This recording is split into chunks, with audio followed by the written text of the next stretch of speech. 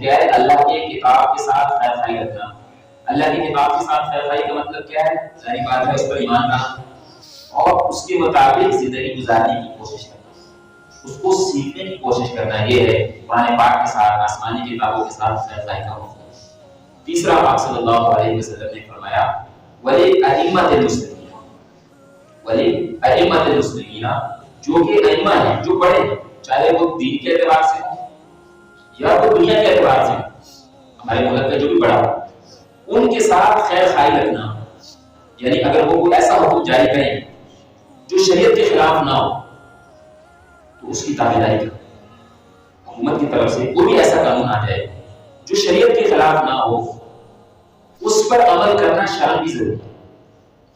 شریعت ہمیں اس کا حکم دیتی ہے کہ جو بھی آپ کا سردار بن جائے، جو بھی آپ کا بڑا بن جائے، لیڈر بن جائے، جس طریقے سے بھی وہ آ جائے، اگر وہ مفاد عامہ کی خاطر، عام لوگوں کی خاطر، ان کی خیر خائی کی خاطر کوئی حکم جاری کرتا ہے اور اس حکم میں شریعت کی خلاف ورزی نہیں ہے تو عام لوگوں پر اس پر عمل کرنا ضروری ہے. اور قانون تو ہے ضروری، شرعاً بھی ضروری ہے. اگر وہ اس پہ عمل نہ کریں تو شرعاً بھی ان کو گناہ ہوگا، شرعاً بھی ان کو گناہ ہوگا. یہ آپ صلی اللہ علیہ وسلم نے فرمایا خیر خائی کا مفہوم کہ دین کیا ہے؟ دین ہے خیر خائی. خیر خائی کس کے لیے؟ اللہ کے لیے اور اللہ کی کتاب کے لیے اور اللہ کے رسول کے لیے اور ائمہ مسلمین کے لیے.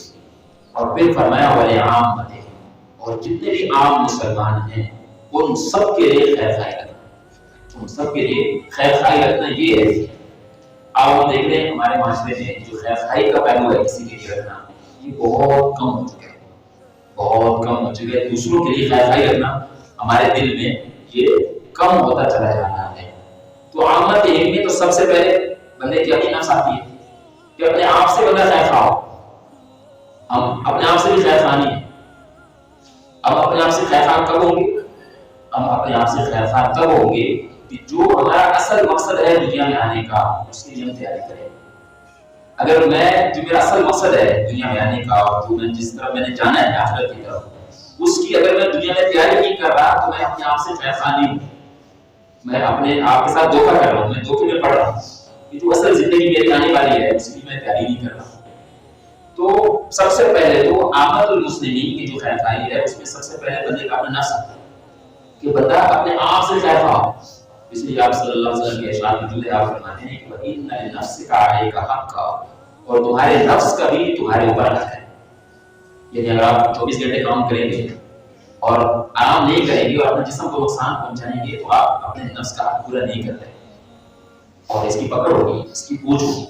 وَإِنَّ لِنَفْسِكَ عَلَيْكَ حَقًّا، تمہارے نفس کا بھی تمہارے اوپر حق ہے کہ اس کی جسمانی جو ضرورتیں وہ بھی پوری کی جائیں اور جو روحانی ضرورتیں ہیں وہ بھی پوری کی جائیں. تو جسم ہمارا دو چیزوں سے غالب ہے، دو چیزوں سے بنا ہوا ہے. ایک ہمارا یہ جسم ہے اور ایک روح ہے. تو جسم کو جن چیزوں کی ضرورت ہے کھانے کی، پینے کی اور آرام کرنے کی، وہ بھی اس کو مہیا کی جائے.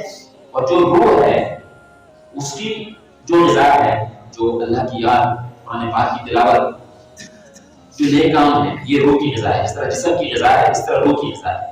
جسم بنا ہے مٹی سے، اس لیے اس کی غذا بھی مٹی سے آتی ہے. روح امر اللہ ہے، اوپر سے آیا ہے، اس لیے اس کی غذا بھی اوپر سے آتی ہے. اور اوپر سے اس کی غذا کیا ہے؟ اللہ کے احکام کو ماننا، اس پر عمل کرنا، اللہ کی یاد کو جاری رکھنا. تو یہ روح کی غذا ہے. یہ آپ صلی اللہ علیہ وسلم نے فرمایا وَإِنَّ لِنَفْسِكَ عَلَيْكَ حَقًّا، کہ تمہارے نفس کا بھی، تمہارے جسم کا بھی، تمہارے روح کا بھی تمہارے اوپر حق ہے. تو ہم خیر خواہ تب ہوں گے اپنے آپ کے ساتھ کہ ہم جسم کی ضرورتیں بھی